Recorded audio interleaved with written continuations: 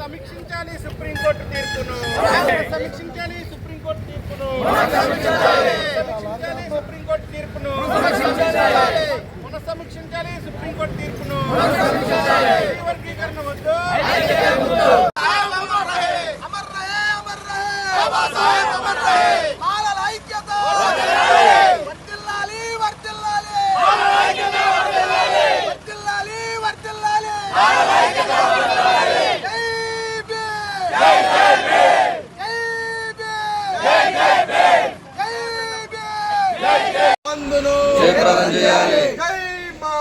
జై జై మాల, జై మాల, జై జై మాల.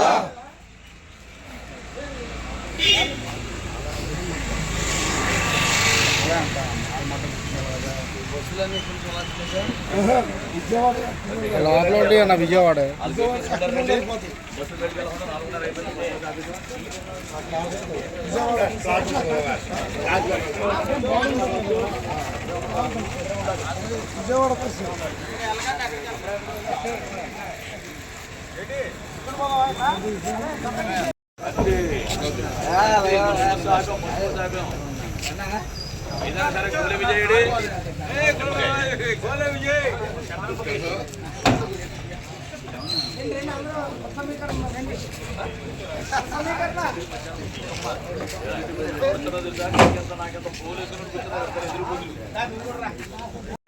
అంబేద్కర్ ఆశయాలు వర్గీకరణ ఆపాలి, వర్గీకరణ ఆపాలి, వర్గీకరణ ఆపాలి.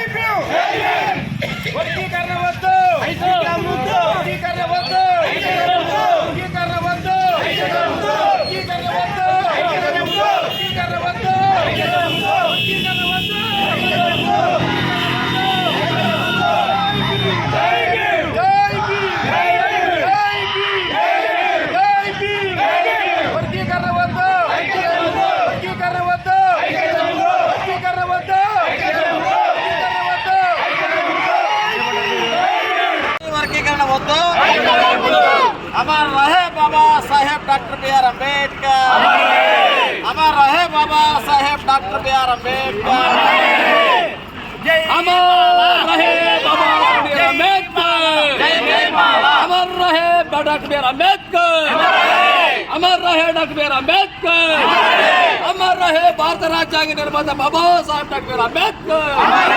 వర్ధిల్లాలి మాలల ఐక్యత.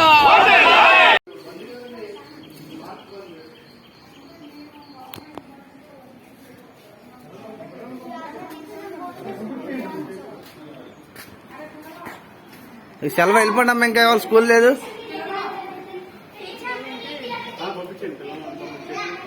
ఎందుకంటే మన మెయిన్ ఎస్సీ కమ్యూనిటీలో ఉంటే మన గ్రామంలో స్కూల్ ఇది.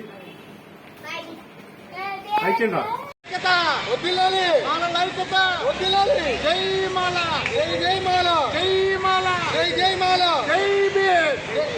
వర్గీకరణ వద్దు, ఐక్యత వద్దు, వర్గీకరణ వద్దు, ఐక్యత వద్దు, వర్గీకరణ వద్దు, ఐక్యత వద్దు, వర్గీకరణ వద్దు, ఐక్యత వద్దు, వర్గీకరణ వద్దు, ఐక్యత వద్దు, వర్గీకరణ వద్దు, ఐక్యత వద్దు.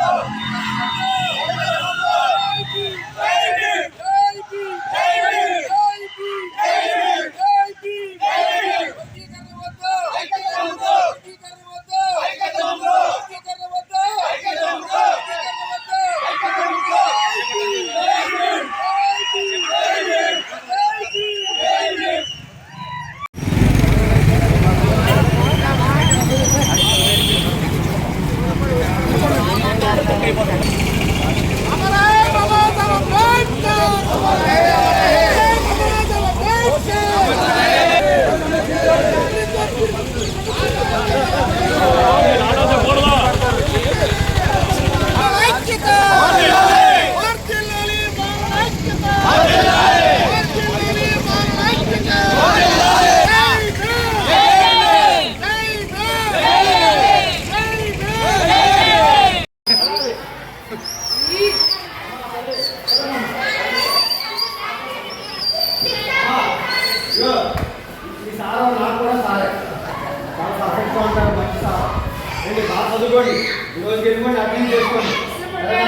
ఏంటండి ఈ ఎస్సీ వర్గీకరణ వ్యతిరేకతను మన మాలలంతా ఐక్యతగా ఉండి ఎక్కడికక్కడే బంద్ నిర్వహిస్తున్నారు కనుక మన మాలలకి న్యాయం జరిగే వరకు మనం ఎలాంటి పోరాటాలు కొనసాగిద్దామని ఈ తడికలపూడి గ్రామం తరఫున యూత్ కురవాళ్ళు గ్రామ పెద్దలు అందరూ కలిసి మాలల ఐక్యత వర్ధిల్లాలని కోరుచు ఈ యొక్క ధర్నాన్ని విజయవంతం చేయవలసిందిగా కోరుచున్నాం.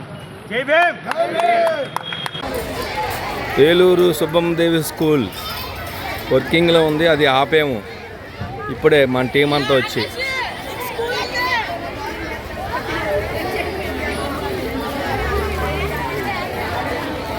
స్కూల్ వర్కింగ్లో ఉంది, ఇప్పుడే స్కూల్ మొత్తం ఆపేము.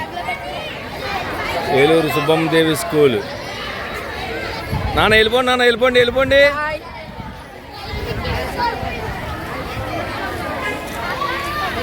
అందరికీ జై భీమ్. జై భీమ్. మరి ఈరోజు దళిత జేఏసీ ఆధ్వర్యంలో భారత బంధు పిలుపునిచ్చారు. మన మానలంతా ఐక్యతగా వర్గీకరణ వద్దు, ఐక్యత ముద్దు. రాజ్యాంగ విరుద్ధంగా ఈ యొక్క వర్గీకరణ వల్ల మన మాలలకు జరిగే నష్టం ఎక్కువ ఉంది. రిజర్వేషన్ పరంగా మనకున్న 15% కూడా మనం పంచుకోవాల పరిస్థితి వచ్చేస్తుంది. అలాగే రెల్లుల క్యాస్ట్కి వచ్చి 1%, మాదిగులకు వచ్చి 6%, మన మాలలకు వచ్చి 7%. ఇంకా మన పర్సెంటేజ్ని 30కి తీసుకెళ్ళాలి. ఇదే 15% వల్ల మనం మాదిగులు మనం ఐక్యతగా ఉన్నాం, అన్నదమ్ములుగా ఉన్నాం. ఈ యొక్క వర్గీకరణ వల్ల మనం యొక్క విడిపోయే పరిస్థితి వస్తుంది. ఈ యొక్క వర్గీకరణ రాజ్యాంగాన్ని అమలు చేయలేదు. ఈ ప్రధాని మోడీ నాయకత్వంలో మనకి వర్గీకరణకి అమలు చేశారు. అంతకుముందు రాజ్యాంగంలో ఇచ్చిన అమలు చేసుకుంటే 5 జడ్జిలతో కూడా రాజ్యాంగం ధర్మాసనం అప్పుడు 2004 టైంలో ఆ వర్గీకరణ ఇవ్వలేదు. ఇప్పుడు మందాకృష్ణ ఆధిపత్యం కోసం ఈ సంవత్సరం వర్గీకరణ ఆ కాళ్ళ దగ్గరికి వెళ్ళి వాళ్ళ జాతిని తాకట్టు పెట్టుకుని వర్గీకరణ కోసం మద్దతుగా పలికారు. దీనివల్ల మాలలంతా కూడా మేము ధర్నా ప్రకటిస్తాం. ఈ యొక్క భారత బంద్లో మా మాలలంతా పాల్గొని యూత్ కానీ పెద్దలు కానీ అందరూ కూడా ఈ యొక్క బంద్ని విజయవంతం చేస్తామని కోరుకుంటున్నాం. జై భీమ్. జై భీమ్. జోహార్ డాక్టర్ బిఆర్ అంబేద్కర్ గారికి. జోహార్ డాక్టర్ బిఆర్ అంబేద్కర్ గారికి. జోహార్ డాక్టర్ బిఆర్ అంబేద్కర్ గారికి. ఎస్సీ వర్గీకరణ వద్దు, ఎస్సీ వర్గీకరణ వద్దు, ఎస్సీ వర్గీకరణ వద్దు. జోహార్ డాక్టర్ బిఆర్ అంబేద్కర్ గారికి. జోహార్ డాక్టర్ బిఆర్ అంబేద్కర్ గారికి. బాబాయ్ మాట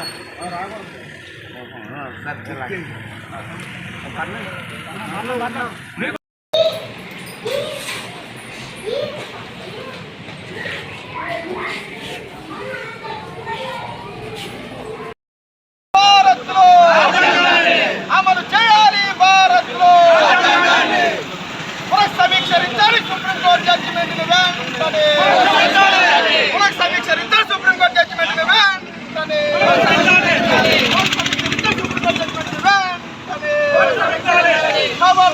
ఖబర్దార్ మనువాదులారా. ఖబర్దార్ మనువాదులారా. ఖబర్దార్ మనువాదులారా. జై మాల.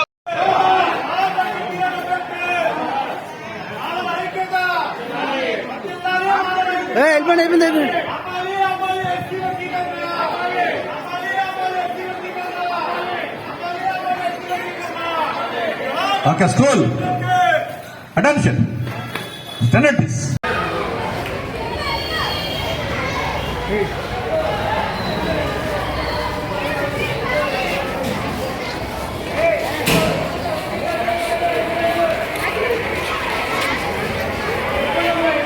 బాబు వెళ్ళిపోలే సెలవు కదమ్మా, వెళ్ళిపోండి రా.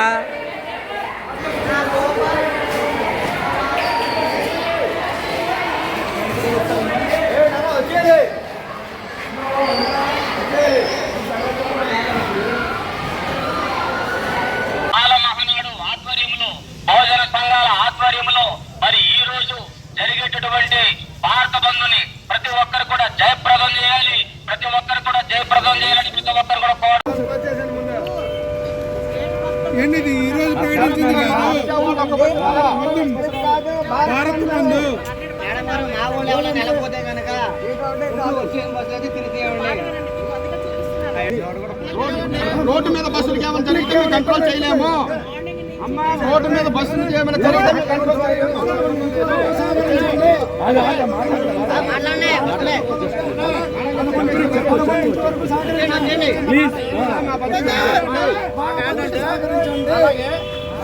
బయట వాళ్ళు డిపోలో ఏం చేస్తారో బస్సు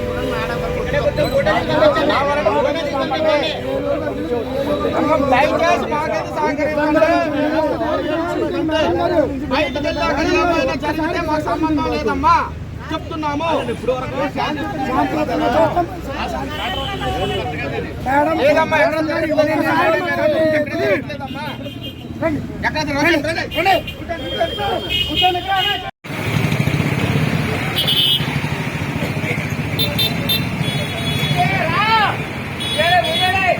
జోహార్ డాక్టర్ బిఆర్ అంబేద్కర్, జోహార్ డాక్టర్ బిఆర్ అంబేద్కర్, జోహార్ డాక్టర్ బిఆర్ అంబేద్కర్.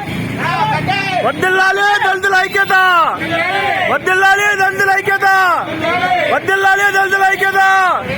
అంటే సార్ క్లోజ్ చేయాలి. భారత బంధువులు ప్రతి ఒక్కరు కూడా జయప్రదం చేయాలి. ప్రభుత్వ సంస్థలు, ప్రైవేట్ రంగ సంస్థలు, పెట్రోల్ బంకులు, వివిధ రంగాలలో వ్యాపారాలు చేస్తున్న ప్రతి ఒక్కరు కూడా బంధువులు స్వచ్ఛందంగా పాటించాలి, బంధువులు విజయవంతం చేయాలి. ఏదైతే సుప్రీంకోర్టులో ఎస్సీ ఎస్టీ కులాలను వర్గీకరిస్తూ క్రిమినల్ లేయర్ను తీసుకొచ్చిన విధానం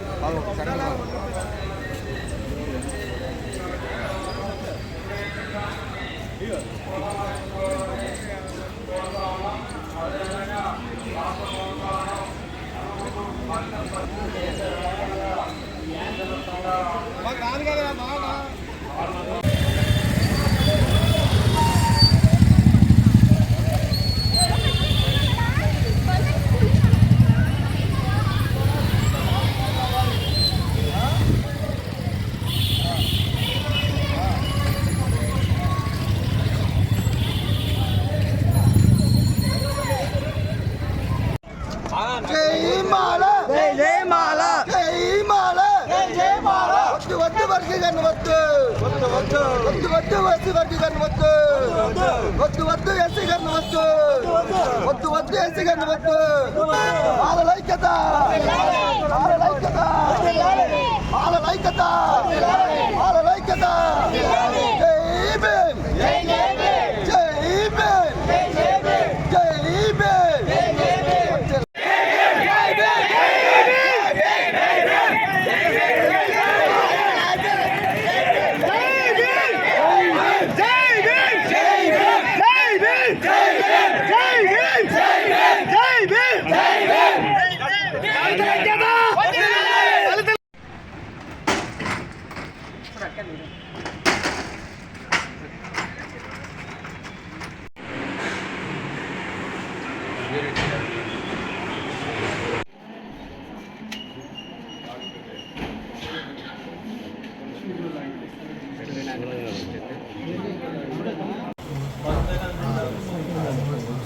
ఆ షాప్కి వెళ్ళేసరికి వాడు దిగుబాటు తిరిగాం. వాళ్ళు మేమంటే ఇంకా సమాధానం చెప్పలేదు సార్ మాకు.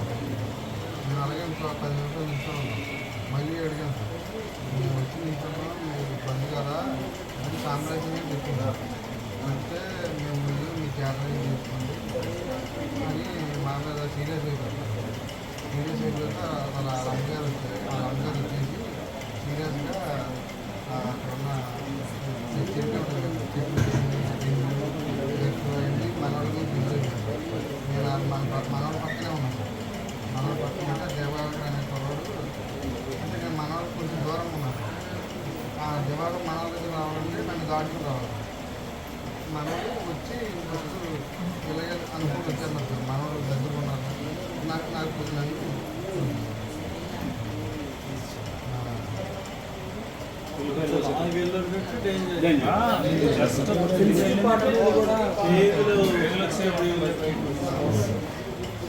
సెన్సిటివ్ పార్ట్ మీద కూడా ఇప్పుడు బంద్ అంటే జనరల్గా కట్టేస్తారు కదా, ఎవరు మాట్లాడుతున్నారు. మీ ఊర్లో ఇచ్చిన వాళ్ళు ఆల్ ఇండియా పెద్ద యూనివర్సిటీలే వాలంటరీగా వైస్ ఛాన్సలర్స్ చెప్పేశారు. నిన్న డివిజనల్ బ్యాంక్తో మాట్లాడితే బ్యాంకులు అన్ని సెలవు ఇచ్చారు రాజమండ్రి. దాంట్లో చిన్న హొట్టు నిన్నే చెప్పి ఉంటారు అందరూ. ఇచ్చాం కదా అందరికీ తెలుసు. ఇక్కడ మైక్ పెట్టాం మనం. సరే నేను ఇందాక ఎస్ఐ గారితో మాట్లాడి డిఎస్పీ ఎంక్వైరీ అవుతుంది, ఈ రైట్ గల్లా అరెస్ట్ చేస్తామని అన్నారు. ఇమీడియట్గా అరెస్ట్ చేయండి, లేదంటే మళ్ళీ నేను ఇంకొకసారి రావాల్సి ఉంటుంది. ఈసారి చెల్లో నర్సాపూర్ పిలిపించి రావాల్సి ఉంటుంది. నేను నర్సాపూర్ వెళ్ళట్లేదు, పోలీసు మీద ఉన్న గౌరవంతో ఈ అబ్బాయి విషయంలో పూర్తిగా న్యాయం చేస్తారని చెప్పి నేను కుర్రోళ్ళు అందరూ ఎదురు చూస్తున్నారు. లేదంటే మటుకు నేను ఈసారి వస్తే మటుకు పోలీస్ డిపార్ట్మెంట్ కూడా ఇబ్బంది కలుగుతుంది. ఇమీడియట్గా మీరు ఆ అబ్బాయి విషయంలో తగు న్యాయం చేయండి. పవన్ విషయంలో అందుకని వెళ్తే పక్కన నుంచి నా అబ్బాయిని కత్తి తరిగే కత్తితో చేశారంటే చాలా మానవీయం. కాబట్టి ఇమీడియట్గా యాక్షన్ తీసుకోమని కోరుతూ పోలీస్ డిపార్ట్మెంట్ కోరుతూ ఈ మధ్యకాలంలో ఇటువంటి బంద్ జరగలేదు. రాష్ట్రం అంతా బంద్ విజయవంతమైంది, పూర్తి సక్సెస్. కనీ విని ఎరగని రీతిలో చిన్న చిన్న ఊళ్ళ కాడి నుంచి పెద్ద పెద్ద అన్నీ కూడా బంద్ చక్కగా జరిగింది. ఎక్కడ చిన్న సంఘటన కూడా లేదు, అంత శాంతియుతమైన బంద్. ఒక్క నర్సాపూర్లో అబ్బాయి మీద హత్యా ప్రయత్నం తప్పితే ఇంకెక్కడా కూడా ఎటువంటి ఇన్సిడెంట్ జరగలేదు. అది బంద్ అని నేను చెప్పినప్పుడు ఎవరన్నా సరే యూనివర్సిటీస్ కట్టేశారు, ఎగ్జామ్స్ పోస్ట్పోన్ చేశారు, స్కూల్స్కి సెలవులు ఇచ్చారు, వ్యాపార సముదాయాలు కట్టేశారు. అటువంటిది హోటల్ ఈ రోజున అక్కడ తెరుచుకుంటే వెళ్ళి రిక్వెస్ట్ చేస్తే కత్తితో వాళ్ళని పొడిచే దాడి చేయడం అన్నది చాలా హేయించారు. మరి పైగా వీళ్ళ సెల్ ఫోన్ తీసేసుకున్నారని ఏదో కౌంటర్ కేసు పెడుతున్నారంటే పోలీస్ డిపార్ట్మెంట్కి నేను చెప్తా ఉన్నాను, మీరు ఎటువంటి కౌంటర్ కేసులు పెట్టినా కానీ బాగుండదు. నేను మాట్లాడాను ఆల్రెడీ, కౌంటర్ కేసులు ఏం పెట్టడానికి వీల్లేదు. మీకు సెల్ ఫోన్ పోయిందంటే ఎలా పట్టుకోవాలో మీకు తెలుసు. సెల్ ఫోన్ ఉంటుంది, ఐఎంఈ నెంబర్ ఉంటుంది, దాని ద్వారా మీరు పట్టుకోవచ్చు. కాబట్టి పట్టుకోండి, పట్టుకున్న వాళ్ళని మీరు చేయండి. ఇటువంటి దొంగ కేసులు అవి చెప్తున్నా